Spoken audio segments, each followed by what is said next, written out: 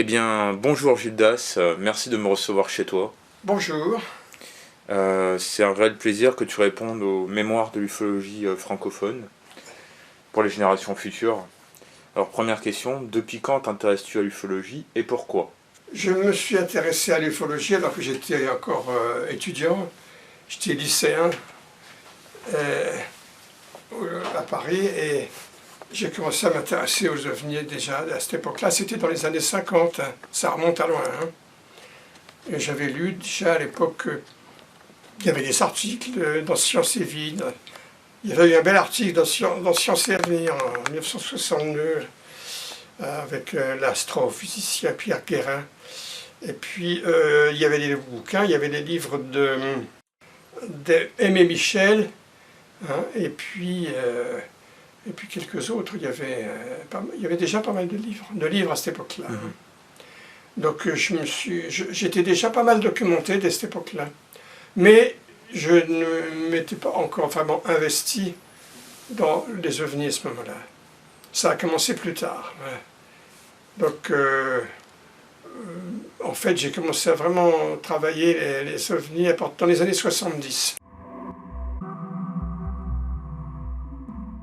Quel a été ton parcours en ufologie? Quand tu as commencé à t'y intéresser, est-ce que tu as adhéré à des associations, à des magazines ou Oui, je me suis assez rapidement rapproché de Joël Ménard à la revue Lumière dans la nuit. Là, j'ai pris mon téléphone, je l'ai appelé, puis on s'est rencontrés, et je suis devenu très ami de Joël Ménard, je le suis toujours d'ailleurs. Bon, il ne s'occupe plus maintenant, il est très malade, il est très fatigué, très âgé, mais j'ai collaboré avec lui pendant des années. Donc c'était, ça c'est la revue la plus proche, la revue Lumière dans la nuit. Et puis, bon, il y en a eu d'autres, oui, j'ai rencontré pas mal de gens, j'ai fréquenté entre autres les repas ufologiques parisiens pendant des années. J'ai été un peu conférencier aussi. J'ai participé à des émissions aussi, on m'a invité pas mal. Hein. quand tu as commencé à faire de l'ufologie, tu comptais apporter quoi? Ah ben moi j'avais envie d'essayer de savoir la vérité. Parce qu'il y avait quand même, disons, le scepticisme était quand même très, très prédominant dans les grands médias, dans les journaux. Un journal comme Le Monde, que j'ai toujours lu, ne parlait presque jamais des ovnis, par exemple. Et ça continue, ils n'en parlent pratiquement pas. Hein. Alors qu'il y avait quand même des choses. Quand le livre... Il y a eu d'abord... Il y a deux livres importants, justement, je les ai sortis.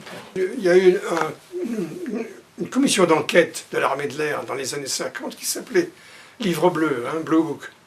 Tu es au courant de ça, hein, et qui était en fait soi-disant ouverte, mais en réalité qui était chargée de faire du debunking des ovnis en fait. Et ils avaient donc une politique comme ça très très très très ambiguë, et finalement il y a eu des gens qui ont protesté, qui ont dit que ça n'allait pas. Il y a eu des explications qui ont été fournies qui n'allaient pas du tout. Et on a lancé une commission d'enquête qui était la commission Condon, de l'Université du Colorado, du professeur Condon.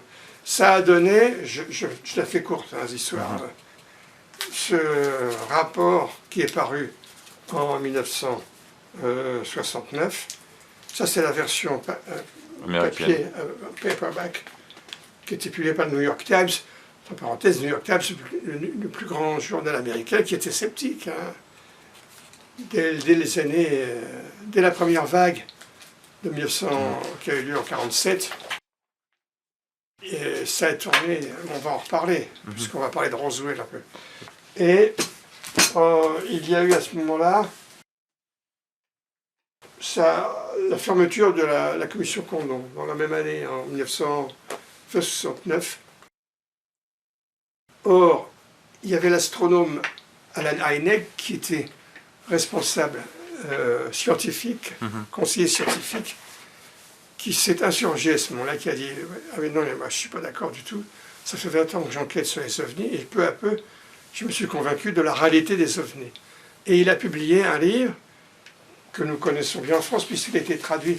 Il est paru en américain en 72 et en français l'année suivante, dans plusieurs éditions d'ailleurs. C'était donc les objets volants non identifiés, mythes ou réalité, le titre français de Alan Hynek. Et ça, c'est un livre important parce que c'était vraiment un responsable officiel ou ex-officiel qui parlait là. C'était nouveau, c'était pas des ufologues amateurs là. Donc tout de suite, ça a eu beaucoup de poids et d'importance dans l'ufologie américaine et mondiale, française également. C'était publié par l'édition Belfond, M. Belfond. C'était le père de l'éditeur Jean-Daniel Belfond qui m'a édité par la suite. Là, je fais un petit saut en avant. Ah ben tu peux, hein. En 1995, quand on s'est mis à beaucoup parler de l'affaire de Roswell, c'est son fils qui m'a proposé d'écrire un bouquin, Jean-Daniel Belfond, qui est paru au beau milieu du fameux, ce qu'on a appelé le scandale du cadavre de Roswell. Voilà. Donc là, j'ai commencé à me lancer vraiment au début, dans les années 70, mais je me suis m'intéresser de plus près. Mais j'ai commencé vraiment à écrire sur les ovnis vers la fin des années 80. Donc c'est relativement tard par rapport à d'autres ufologues, mais je me suis rattrapé après. J'ai commencé à être vraiment actif avec mon premier livre qui est paru l'automne 1994. Ça s'appelait Enquête sur l'existence d'êtres célestes et cosmiques. Le titre n'est pas de moi, il est de l'éditeur.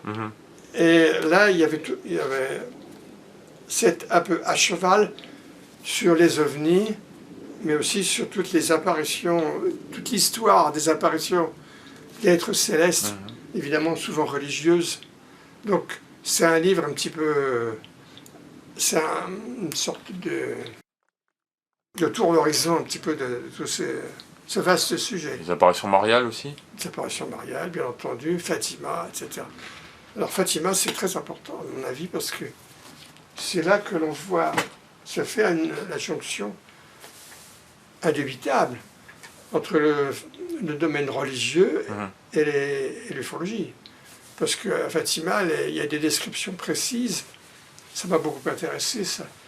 Il y avait un professeur de médecine qui s'appelait le professeur Almeida Garrett, je me souviens encore de son nom, qui avait été témoin de ce qu'on a appelé la danse du soleil à Fatima, en 1917, qui avait été vue par au moins 50 000 personnes sur la plaine de Fatima. Et ça faisait suite à presque un semestre d'apparition tous les mois à des petits bergers. La Vierge apparaissait des petits bergers. Et ils avaient demandé à une grande manifestation, elle avait dit oui, voilà, ça sera tel jour, telle heure. Et c'est le jour-là, il y avait plein de monde. Et ils ont vu, le ciel était très couvert, il avait plu le matin, les gens étaient trempés. Et puis tout d'un coup, il y a eu une ouverture à travers les nuages et ils sont vus apparaître, ils ont cru que c'était le soleil. Il y aurait été toutes les descriptions très précises, notamment de ce professeur de médecine Almeida Garrett, qui se disait athée, qui disait « moi je ne sais pas ce que c'est, mais voilà ce que j'ai vu ».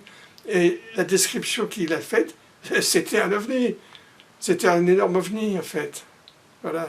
Donc là, on est vraiment, tout d'un coup, là, tu m'obliges à arriver tout de suite au cœur du sujet, là.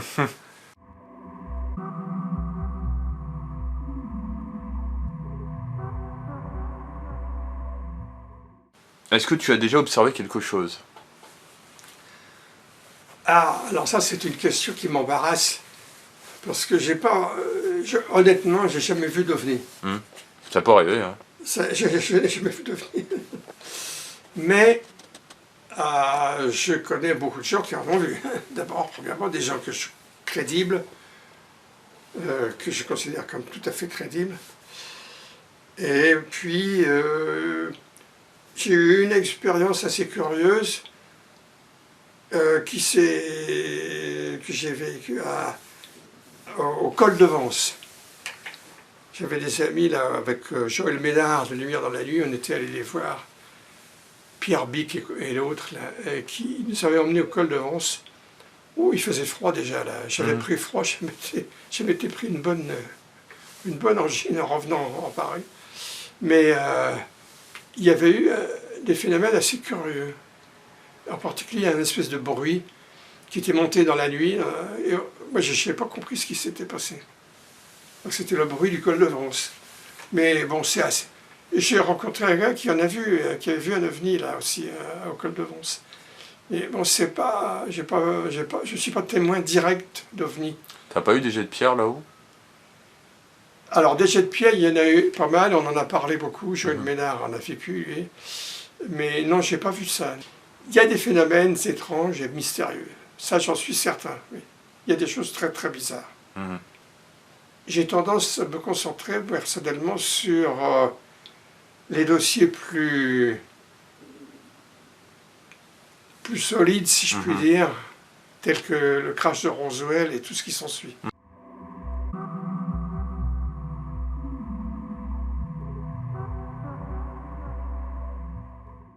Quand as-tu découvert l'affaire de Roswell? Ouais. Quelle année? J'ai découvert l'affaire de Roswell en lisant le premier livre important. Non, il y avait eu un premier livre qui ne m'avait pas fortement impressionné, mais qui était pas mal, mais qui n'était pas très très bon, qui était paru au début des années 80, mais qu'on peut maintenant un peu oublier, car il y a eu beaucoup mieux qui a été écrit ensuite. Ça a dormi un petit peu dans les années 80, et puis tout à coup ça a refait surface parce que il y a une équipe très sérieuse qui s'est mise au travail, qui est allée voir.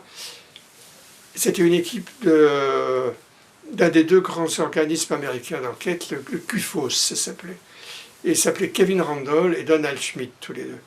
Et ils ont enquêté sur place, ils ne croyaient pas. Ils ne croyaient pas au crash de Roswell.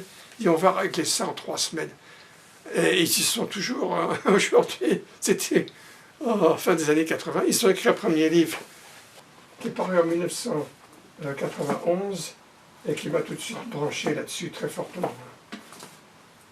Il y a eu le livre de Stanton Friedman également, qui était pas mal. À mon avis, moins bien parce qu'il s'était un peu fourvoyé sur une mauvaise piste. Alors, ce qu'on peut dire, c'est que ces gens-là, même les meilleurs enquêteurs, ils ont eu des très grosses difficultés parce qu'on leur a mis des bâtons dans les roues, il y a eu des faux témoignages. Et Kevin Randall et Donald Schmitt, ils ont eu eux aussi des faux témoignages. Et que ça les a mis en difficulté ensuite. Donc il y a eu une sorte de rivalité qui s'est formée. Et alors, ils ont été un peu en rivalité, ce qui est pas mal parce que ça fait des équipes rivales. Quand ils sont d'accord sur quelque chose, on peut se dire ah, attention, c'est du sérieux. Et ils étaient d'accord sur beaucoup de choses. Premièrement, qu'il y avait bel et bien eu un crash d'OVNI dans la région de Roswell. Alors c'est toute une histoire que j'ai racontée dans plusieurs livres. Le plus récent, Roswell, la vérité. Ça, c'est un bon résumé. Je me permets de conseiller la lecture à ceux qui n'ont pas forcément beaucoup de temps à consacrer, mais qui ont envie de savoir quand même. Ça se lit facilement. Donc là, ça a démarré en 1991, et puis j'ai commencé à parler de Roswell dès mon bouquin dont je parlais tout à l'heure, 94. Et puis alors, il y a eu l'année 95 qui a été terrible, parce que ça a été l'année du fameux film Autopsie d'un extraterrestre de Roswell, qui a été présenté par Jacques Pradel à TF1. On était allé le voir, Joël Ménard et moi, dès le mois d'avril à Londres. Il y avait une première présentation. J'avais joué des pieds et des mains pour y aller. Par la suite, il y a des sceptiques sympathiques qui ont dit qu'on avait été invités, triés sur le volet. C'est pas vrai du tout. Moi, j'avais dû multiplier les téléphones et fax pour y être invité. Parce que, en réalité, Jacques Pradel s'est emballé pour le sujet. Il est allé à son tour, il a vu le film et il a acheté les droits. Et c'est comme ça qu'il l'a présenté dès le mois de juin de cette année-là, c'était en 95. Mais alors c'est là que ça a commencé à faire scandale en France. Parce que les gens disent qu'est-ce que c'est que cette histoire ridicule je me souviens d'une émission un soir avec des personnes très connues, dont un historien qui était accompagné de Pierre Lagrange. L'inévitable Pierre Lagrange, on va dire. Hein. Il est partout, ça se passe dans les médias. Et ça les avait cassé du sucre en disant. Cet historien très connu avait appelé ça une grotesquerie. C'était la grotesquerie de Roswell. Hein. Voilà comment c'était parti. Et ça a été terrible, parce que ça a porté un coup très très dur à l'ufologie, non seulement à Roswell, mais à l'ufologie en général. Et on en sort encore, on en est encore affecté aujourd'hui. Il y a d'autres crashs, mais il y a Trinity aussi. Il y en a eu d'autres, des crashs, d'autres histoires de crash qui sont sorties. Il y a en effet, Aztec, c'est moins sûr à mon avis. Bon, c'est là que je ne suis pas toujours d'accord avec les autres ufologues. J'ai un ami ufologue qui s'emballe beaucoup, à mon avis beaucoup trop, mais je ne vais pas donner son nom, c'est pas la peine, mais qui croit à tout quand ça sort. Là, je suis plus circonspect. Mais par contre, il y a des crashs comme dans le Missouri en 1941, une histoire très peu connue, mais ça y est, il y a un livre qui est sorti et qui a été traduit en français, et c'est donc maintenant disponible. C'est quand même une histoire assez intéressante. Et puis il y en a d'autres, il y en a encore d'autres, il y a quelques autres crashs comme ça. C'est très très bizarre hein, tout ça. Kevin Randle a fait un livre sur l'histoire des crashs. Il est très conservateur, il en reconnaît 3 ou 4 à tout casser. Hein. Mais il y en a d'autres qui sont beaucoup plus larges d'esprit, qui en admettent un certain nombre d'autres. Bref, tout cela, ça a fait énormément de bruit. Ça a été provoqué principalement par cette fameuse histoire du crash de Roswell. Moi, je maintiens que c'est une histoire extraordinaire. Je suis allé à Roswell pour voir, moi. En 1995, j'ai rencontré Walter Haut, le lieutenant qui avait été chargé par le colonel Blanchard de diffuser la nouvelle qu'ils avaient découvert un ovni dans la région, quand même, hein, et qui avait été démenti le soir même avec une histoire de ballon météo. Alors, le ballon mogul, c'est de la rigolade intégrale. Ils ont fait un énorme bouquin pour expliquer le ballon mogul. Le voilà, je l'ai. Mais en réalité, c'est pas vrai. Ça ne tient pas du tout la route, en réalité. Et j'ai longuement expliqué pourquoi dans mes bouquins. Ça, c'était dès l'automne 95. Parce que, donc je reviens un tout petit peu en arrière, il y a eu ce fameux scandale de l'autopsie qui a été révélé dès le mois de mars-avril, qui a explosé au cours de l'été. Et en France, Cheikh Pradel, il a été coulé hein, par cette histoire. Exact. Il a été coulé au mois d'octobre. On l'a perdu de vue, quoi. Hein? On l'a perdu de vue. On l'a perdu de vue à ce moment-là. En fait, il a quand même continué à travailler, il continue à faire de la radio avec succès. Hein. Je l'ai rencontré par la suite devant les studios de Europe 1, parce qu'il m'avait invité à son émission. Il avait été très intéressé par mon bouquin qui venait de sortir. Sont-ils déjà là? Moi, je ne vais pas tout raconter, mais on s'est revus par la suite. Et il m'a dit ceci brièvement à la sortie de Europe 1. Là. Ah, j'en ai pris plein la gueule. Qu'est-ce que j'en ai pris plein la gueule avec cette histoire?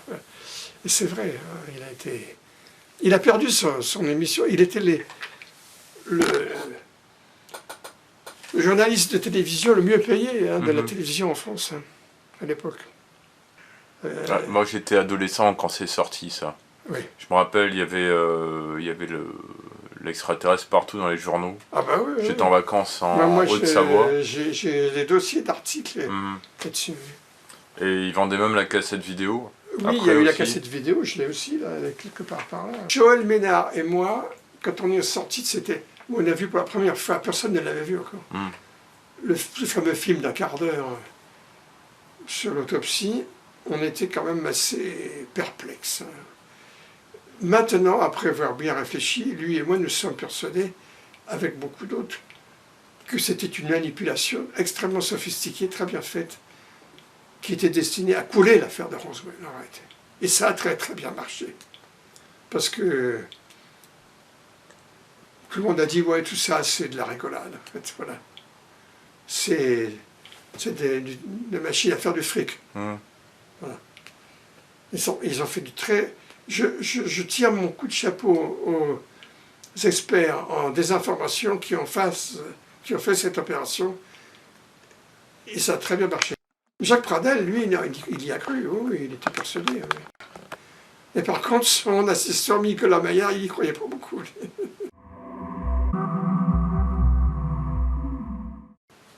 Voilà donc ma réponse. Comment est-ce que je suis venu aux ovnis? C'est à la fin des années 80. Oui, ce qui m'a décidé à vraiment plonger, c'était... il y a eu, d'une part, des livres sur l'affaire de Roswell, avec les livres de Kevin Randall, Donald Schmitt et autres, Stan Friedman, et puis des livres sur un autre aspect assez différent, très différent même, c'est les histoires d'enlèvement. Donc là, je me suis beaucoup intéressé à ça aussi, avec 2 livres que je peux montrer tout de suite. Bob Hopkins, qui était déjà très, très lancé à l'époque, et qui a fait des livres excellents en fait. Missing Time et Intruders, qui était le premier livre à raconter une histoire d'une jeune femme qui avait été supposée enlevée et qui avait donné naissance à un enfant hybride. Oui, un hybride. C'est la première histoire d'hybride. C'est dans ce livre Intruders. Il y en a eu beaucoup d'autres après.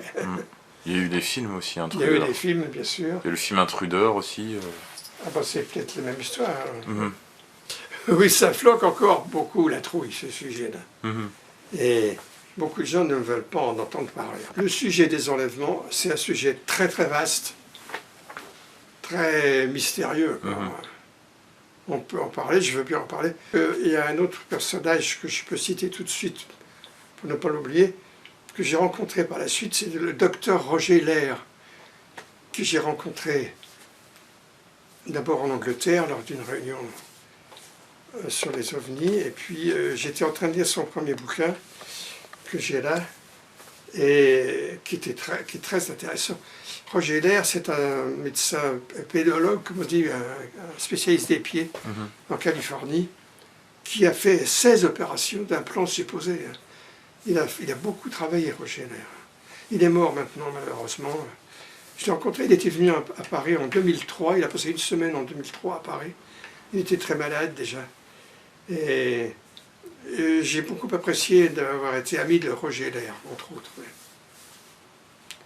Je dis entre autres parce qu'il y en a eu d'autres, des amis. Tu m'as parlé des abductions tout à l'heure. Oui. Est-ce que tu pourras développer le sujet? Quand es-tu intéressé à ce sujet? Oui. J'ai découvert le sujet, voilà, ça c'est une bonne question. Bon, j'avais déjà lu les quelques bouquins qui existaient. Il y avait les cas célèbres de Betty et Barney Hill, qui est très intéressant. Il y avait eu des articles dans la presse, dans le Flying Saucer Review notamment, la revue britannique que je lisais aussi. Et puis on en parlait en France aussi. Il y avait eu également un cas tout à fait remarquable, c'est celui de Antonio Villas-Boas, le jeune Brésilien. Ça a été le premier cas, historiquement, sans doute, à poser la question des échanges extraterrestres, humains extraterrestres, hein, des liaisons avec éventuellement naissance d'enfants hybrides. C'est pas dans le cas des Villas-Boas, mais comme je le disais tout à l'heure, le premier cas qui a osé parler de ça, c'était un cas présenté par Bob Hopkins, que je connais, que j'ai rencontré par la suite, qui a écrit, donc j'en ai parlé tout à l'heure. Mhm. Je fais allusion tout de suite à ce bouquin Intruders, car c'est un livre qui reste important, quoi qu'on en pense. C'est le cas d'une jeune femme qui aurait eu des enfants hybrides, en fait. Et c'est un cas qui a été très bien étudié, documenté, et qui est assez crédible. Bon, alors on a des extraterrestres qui ont pas bonne mine, qui sont pas très sympathiques là-dedans. On en a vu beaucoup, c'est les fameux petits gris. C'est les plus courants. Hein. Ouais.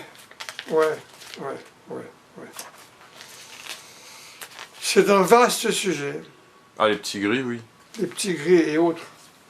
Parce qu'il y a aussi les reptiliens, j'en parlais tout à l'heure. Les insectoïdes. Les insectoïdes. C'est très, très compliqué. Et attention, il faut accrocher sa ceinture. Hein, quand on commence à parler des enlèvements. À David Jacob, il y avait les insectalins aussi. Alors, David Jacob, c'était un ami de Hopkins que je les ai rencontrés tous les deux. Je les ai rencontrés, la première fois que je les ai rencontrés, c'était cette grande réunion, cette énorme réunion à Brasilia, en octobre ou décembre 97, je ne sais plus. Et ils étaient là. On a bien bavardé, on a discuté. J'étais en train de lire le bouquin de David Jacobs et il m'avait sur le threat, ça s'appelait, la menace, qui est traduit, je crois maintenant, je ne sais plus. Et à l'époque, j'étais encore très disposé à croire tout ce qu'il racontait.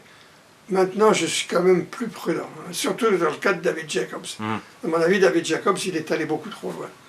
Il a fait une espèce de théorie un peu trop systématique, selon laquelle nous sommes en cours de remplacement, nous allons être remplacés par des hybrides. J'y crois pas.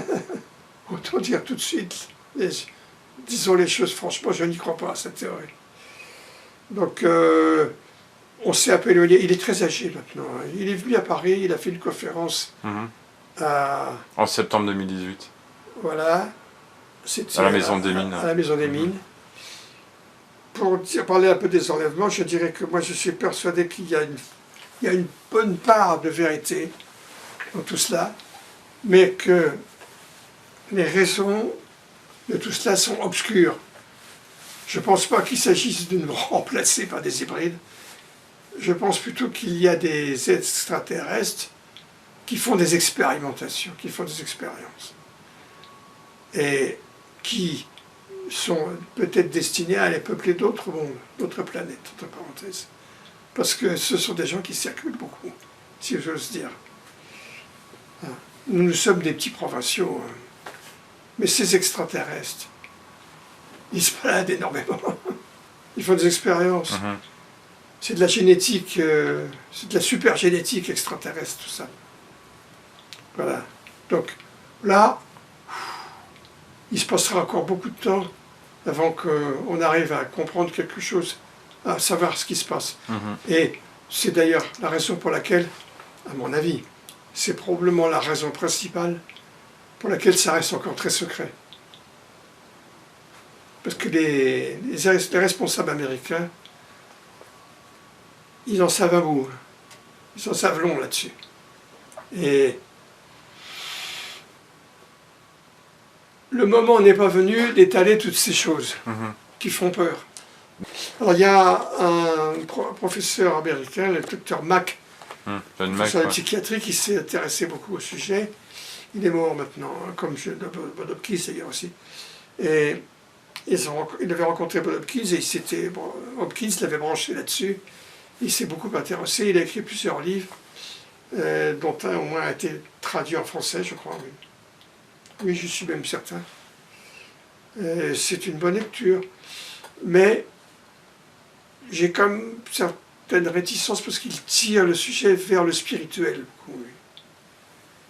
Donc il se tourne davantage vers la part ésotérico-spirituelle, religieuse un peu. Et ça, je suis réticent un peu là-dessus.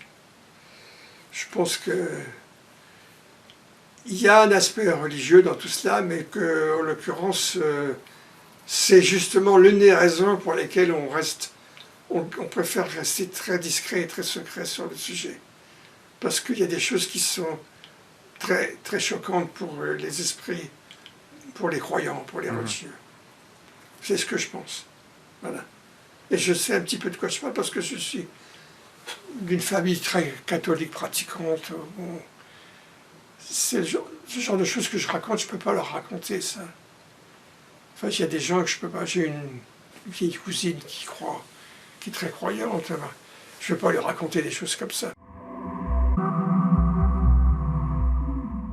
Moi, j'ai fréquenté un groupe qui a publié, et dont j'ai soutenu le livre, juillet 1999, qui s'appelait Les ovnis et la défense, à quoi faut-il se préparer. Ouais, je l'ai vu, il est derrière. Il est là, en version papier, voilà. Ça, c'est la version livre, il était paru en magazine, publié par VSD à l'époque. Voici la version livre qu'on peut encore se procurer, qui est encore en vente. C'est un bon livre, hein. C'est un bon livre. Et c'était une bonne équipe dirigée par le général Denis Letty. Il y a leurs photos par ici, je pense. Oui, d'ailleurs, il y avait eu un VSD sur le rapport Cometa. Voilà le groupe du Cometa. Et le général Denis Letty, qui était au milieu là. C'est lui, là. Voilà. Et je le connais, je l'ai rencontré, on a déjeuné 2-3 fois. Et il y avait un collaborateur très efficace, mais qui est resté dans l'ombre, qu'on n'a jamais vu. Quand le rapport est paru en juillet 1999,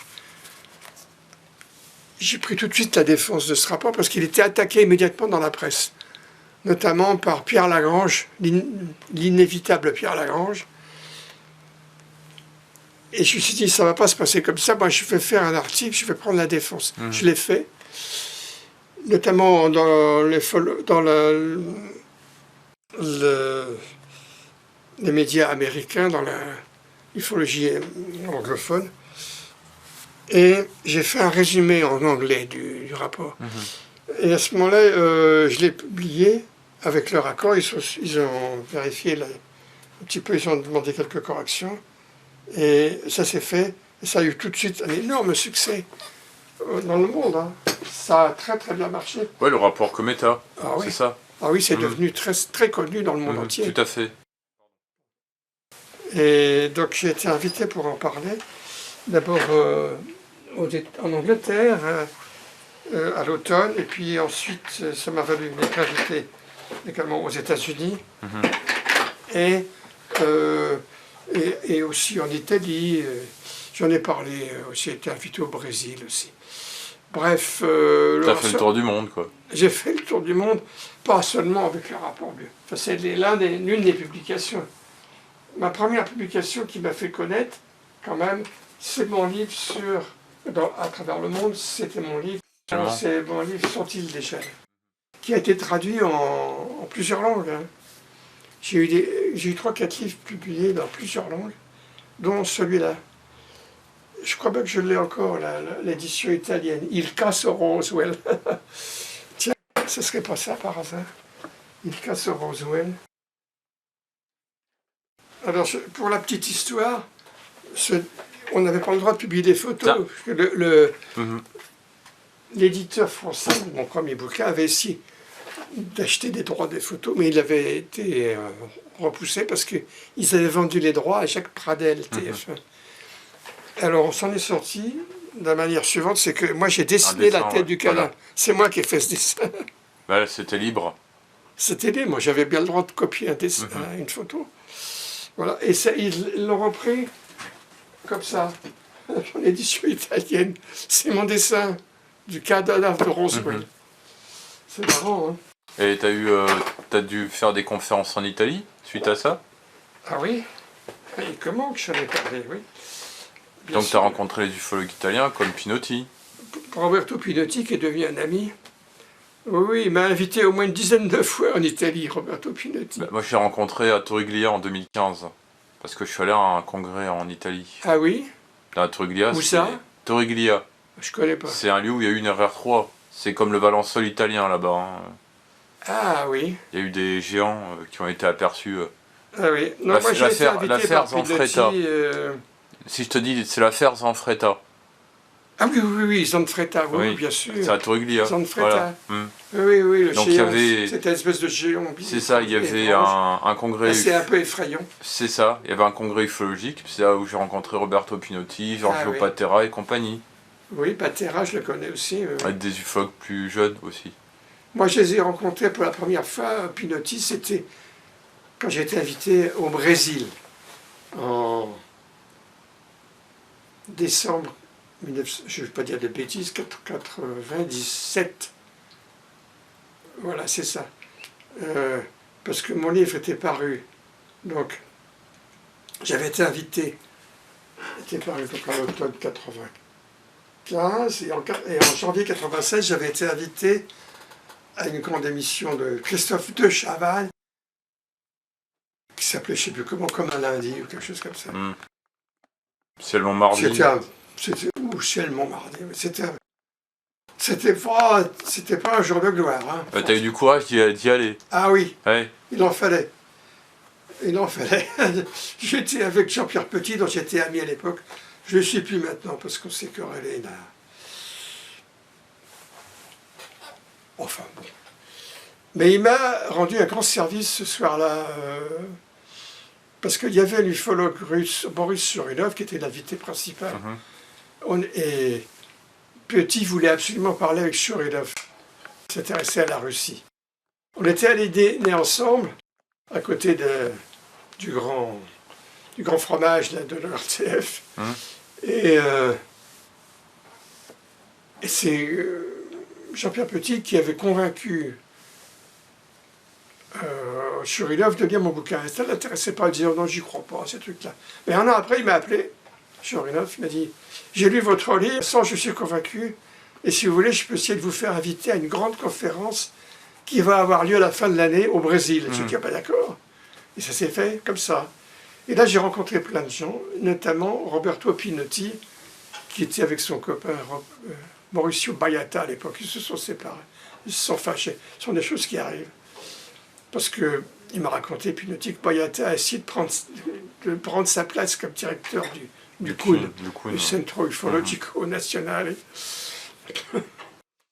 Et alors, mais on est restés amis et il m'a invité une dizaine de fois en Italie, Roberto Pinotti. J'avais fait une présentation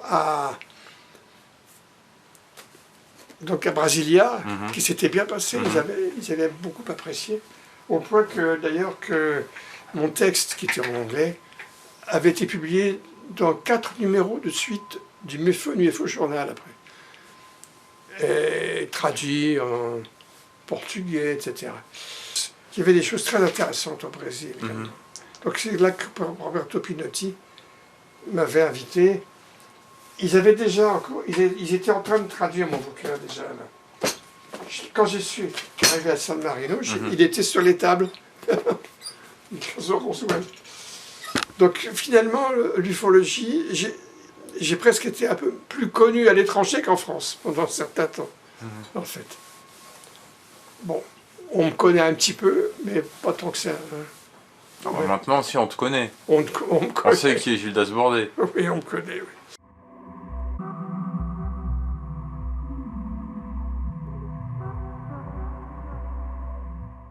Que penses-tu de l'ufologie actuelle dans le monde?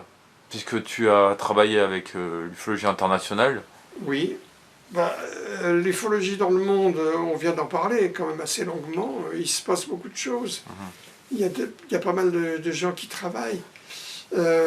D'ailleurs, il y a des livres justement qui nous montrent cela, qui ont été traduits récemment. L'ufologie au Brésil, l'ufologie en Italie. On voit bien qu'il se passe beaucoup de choses. Ils s'intéressent beaucoup à ces sujets-là aussi. Les Russes, les Chinois, ils s'en connaissent un bout. Moi, j'ai eu 3 livres traduits en chinois, entre parenthèses. Shibo, non? C'est Shibo qui s'est fait traduire, oui. Bon, c'est anecdotique, mais ça veut dire quand même quelque chose. Ça veut dire qu'en Chine, on s'intéresse beaucoup aux ovnis, oui. Et au Japon aussi. Hein. Et la Russie, n'en parlons pas, ils s'intéressent énormément. Tous les pays du monde s'intéressent. L'Amérique du Sud, l'Amérique latine, le Brésil, l'Argentine.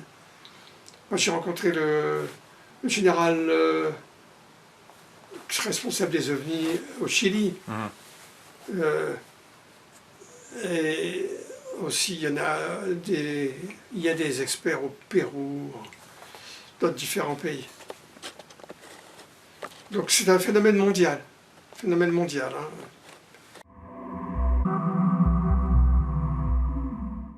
Quelle est ton opinion au sujet des ovnis? Mon opinion au sujet des ovnis est que, 1, il y a des ovnis, et que 2, il y a des extraterrestres. Et quand je dis des extraterrestres, ça veut dire, qu'est-ce que ça veut dire? C'est qu'ils viennent d'autres mondes. Hein. Ça, j'en suis pratiquement convaincu. Ce qui me distingue déjà de pas mal de gens. Parce qu'il y a des gens qui croient aux ovnis un petit peu, ou beaucoup, mais qui croient que ce sont des phénomènes mentaux. Par exemple, il y a toute une école sur les ovnis de la conscience. Ou des lutins aussi. Hein? Ou des lutins. Ou des lutins. Ça peut être des lutins aussi, voilà. C'est des entités. Des entités. Des élémentaux. Et les élémentaux aussi, voilà, c'est ça, oui. Ah là là là là. Et puis, il y a, oui, tous ceux qui croient que ce sont des phénomènes para-religieux. Il y a même Jean Sider a écrit un livre, Les ovnis diaboliques. Une fois, mon ami Joël Ménard m'a fini par me dire un jour qu'il croyait que ces ovnis étaient diaboliques, en fait. Tu sais, Gilles, oui, je sais ce que tu penses, tout ça, mais franchement, entre nous, les ovnis, c'est diabolique. Oui, c'est une vision assez noire. Bah, je vois, il a écrit Affrontement extraterrestre, hein, son dernier livre. Comment? Le dernier livre de Joël Ménard, c'est Affrontement extraterrestre. Affrontement extraterrestre. Oui, je crois que je l'ai là, mais je ne l'ai même pas lu. Parce que je sais tout ce qu'il y a dedans, en fait. Oui, je dois l'avoir, là. Oui, c'est le côté sombre de l'ufologie, quoi. Ah oui, oui. Ah oui, oui, oui. Très sombre. Ah oui. Oui, oui. Ces amis dont nous parlons, là, ils ne croient pas du tout aux bons extraterrestres. Il y en a qui y croient, par contre. Hein. Alors là, il y a plusieurs écoles, on pourrait en parler un peu. Oui, si tu veux, vas-y. Ça se passe surtout dans les pays anglo-saxons, étrangers. Il y a eu toute une école qui a été développée avec pas mal de bouquins par un ex-journaliste de la télévision britannique qui s'appelait David Icke, selon les auteurs, qui a écrit un certain nombre de livres dans lesquels il développe la thèse sur laquelle les ovnis sont des engins extraterrestres, mais pilotés et construits par des êtres méchants, des comment ils appellent ça, des reptiliens, les fameux reptiliens. Alors, il y a des observations, des témoignages d'abductés notamment, qui disent qu'ils ont vu des êtres de ce genre, des reptiliens. Il y a une femme auteure américaine, enquêtrice renommée, que je connais, que j'ai rencontrée à Saint-Marin notamment, qui s'appelle Linda Moulton Howe, qui a publié quelques livres avec des illustrations tout à fait épatantes sur ce genre d'apparition. Et puis, il y a une autre école qui est celle des bons ovnis. Il y a l'école de Stephen Greer, le médecin Stephen Greer a fait beaucoup parler de lui, et on en parle encore. Il a fait une énorme conférence à Washington il y a un certain nombre d'années, où il avait invité beaucoup de monde.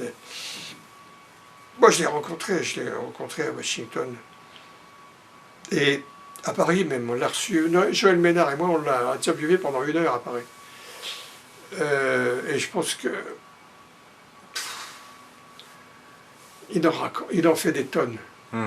Il en fait des tonnes, Stephen Greer. Et ça, c'est un des cas. Il y en a d'autres. Qu'est-ce qui te décourage le plus en ufologie? Ce qui me décourage le plus, c'est que on patauge, quoi. On n'arrive pas à décoller vraiment. Et je viens d'expliquer longuement pourquoi, à mon avis, parce que ça reste quand même quelque chose de très secret. Et donc il y a des freins un peu partout. Donc on est freiné. Et je finis par le comprendre, quoi. Je finis par le comprendre. Je me suis fait une raison. À l'heure actuelle, l'ufologie est-elle toujours un sujet tabou? Et pourquoi?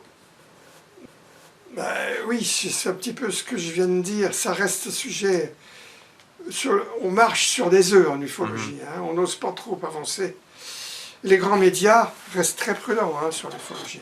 Mais ça évolue parce que il y a quand même une petite certaine ouverture quand même qui se fait.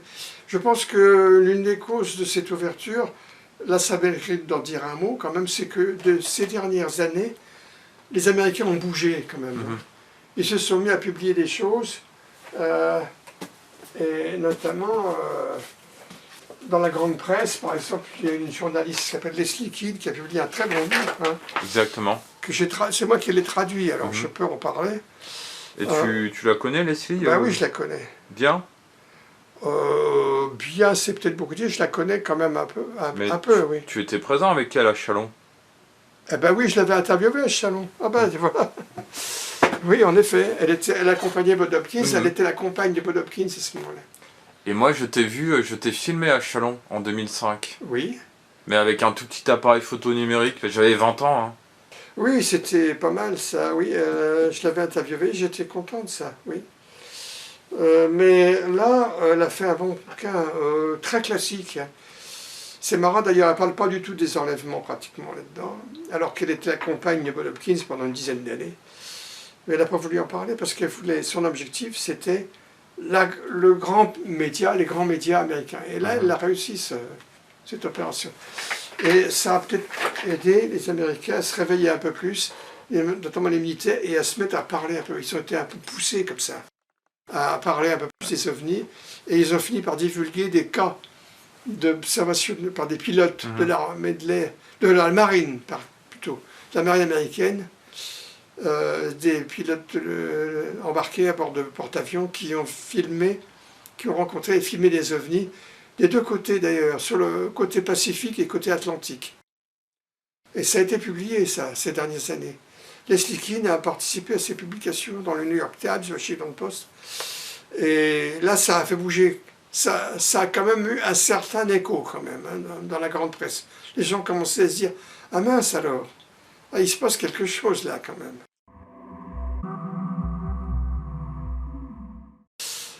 Entre-temps, j'ai fait de la peinture aussi.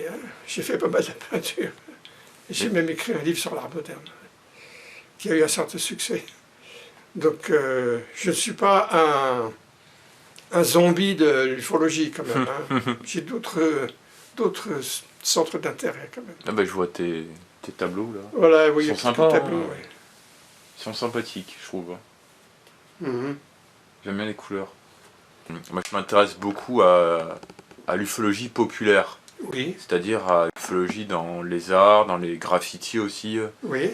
Dans le street art, oui. dans la mosaïque, dans tout ça. Oui, on en trouve dans le street art. Oui, il y a... En effet, oui. Et toi, est-ce que peut-être quand tu as fait des expositions ou même... oui, j'ai exposé quelques... Mais je me suis gardé de mettre ça en premier plan. Je voulais pas qu'on me catalogue comme le peintre des ovnis. Ça, je voulais éviter ça surtout. Parce que je voulais essayer de devenir un artiste moderne, connu. Je ne suis pas arrivé. Mais ce qui est curieux, c'est que j'ai remarqué que beaucoup d'ufologues sont artistes en même temps. Artistes, soit musiciens, soit... Oui. Il y en a pas mal. Ça se comprend. Parce que l'ufologie, c'est quelque chose qui fait rêver, c'est mystérieux, et ça excite l'imagination. Parmi les nombreuses invitations que j'ai eues, il y en a une, c'était à Hier, dans le Midi, et il m'avait offert une soucoupe au chocolat, montée sur 3 pieds. J'étais J'étais de passage là-bas chez mon frère qui était à Toulon à la retraite. Et on avait dégusté ce très bon soucoupe au chocolat.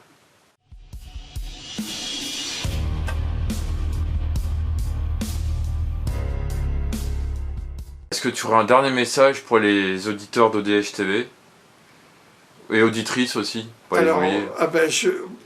moi je vous remercie de m'avoir invité à parler, à m'exprimer, c'est toujours très bien, ça me fait plaisir et j'espère que ça vous plaira aussi et puis que on pourra continuer à collaborer. Voilà. Allez, je vous souhaite de continuer à faire du bon travail.